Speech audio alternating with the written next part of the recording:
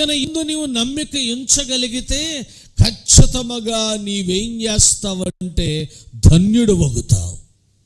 నీవు దేవుని చేత ధనవంతుడుగా మార్చబడతావు. బైబిల్ గ్రంథంలో ఒక మాట రాయబడి ఉంది, నీతిమంతుని ఇల్లు గొప్ప ధననిధి.